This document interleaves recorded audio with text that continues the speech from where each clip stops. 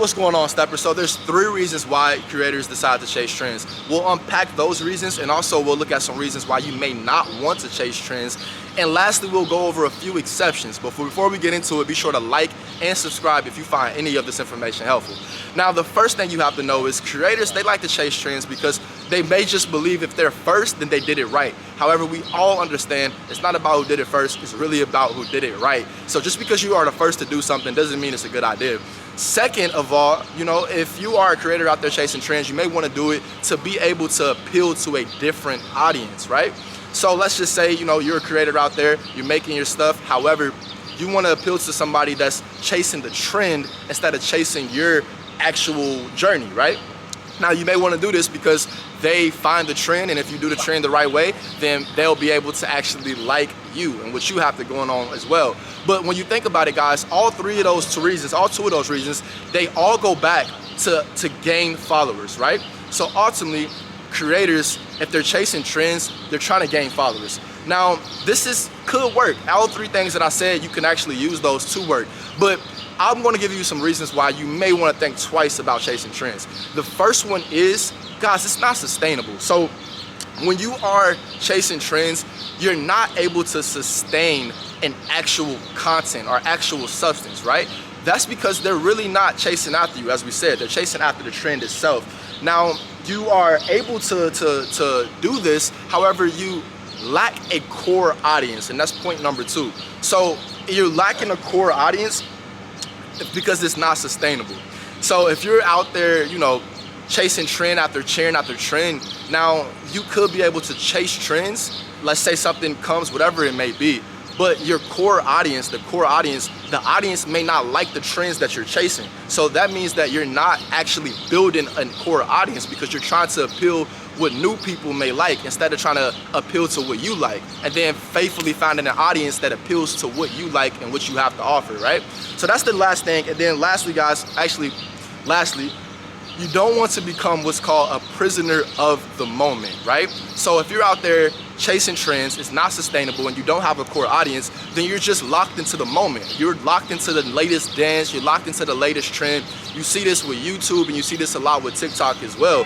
Those 2 specifically, there's a lot of trend, chasing things, and there's a lot of things that you can do to be able to gain a brand, build a brand and build an audience. However, they're not there for you. They're there for the trend itself. And if there's not a hot trend that they like, then they're going to think twice about your content. You don't want that. We want people to love us for what we have to offer. But now, this is what the few exceptions really are, guys.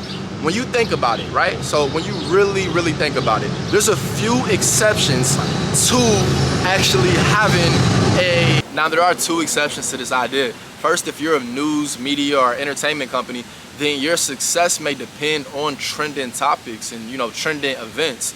If that is the case, then, do what you got to do. And it actually makes sense because that's what your field is. So even if they find a trending topic and they want to look for you for it, then there'll be another trending topic and another one after that. So that makes sense. And also, another thing that makes sense as well, that's an exception, is if you're chasing a trend or if you're doing a trend that actually relates to your overall goal or vision for your journey, whatever your journey is. If the trend relates to your journey, and the reason why this makes sense is because if the audience member or the person, if they find the trend and it also relates back to your journey or what you're overall doing, then you'll be able to correlate, and they'll actually be able to, they'll like what you have to offer, right? Outside of that trendy video, outside of that trendy song or whatever it may be, they still will like what you have to offer outside of that. So they get you attached. It's like opening up the door, right? It's like a gateway.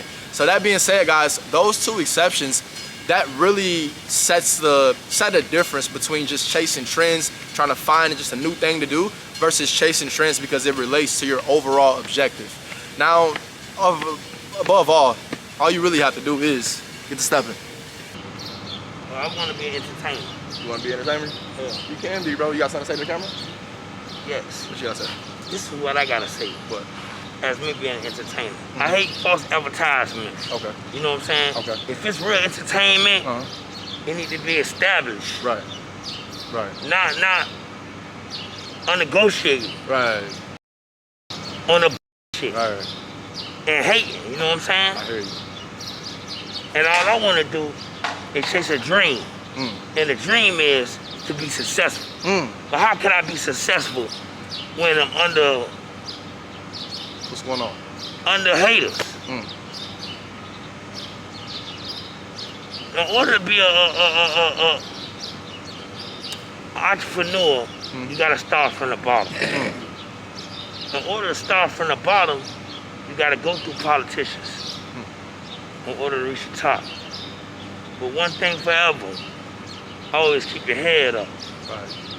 That's one thing as being an entrepreneur. Right. Like that, bro. Tell them your name, bro. Half man, half amazing.